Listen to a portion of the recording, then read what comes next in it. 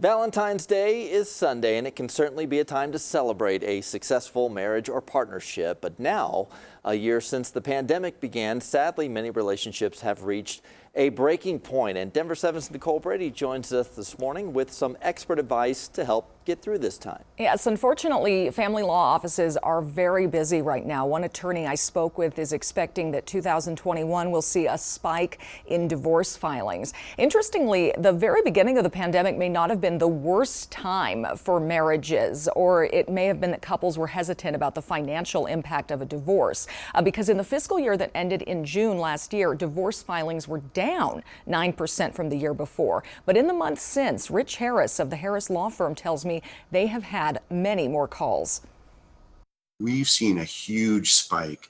I think that what has happened is that as the pandemic wore on, some of those stressors just reached a breaking point, and we've been sadly incredibly busy with new calls for divorce, for domestic violence issues, for child abuse issues.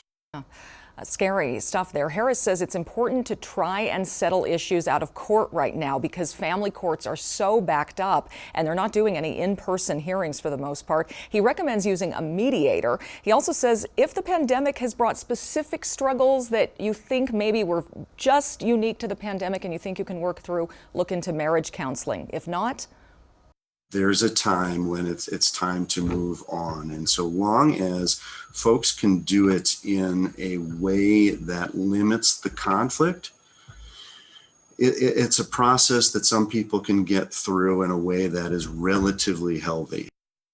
Yeah, even though we know divorce is painful, it can be the best thing in some cases. And if domestic violence or addiction are involved, it's very important to get out of that type of relationship. Later on, we will talk about how couples have gotten through this pandemic year successfully. Molly.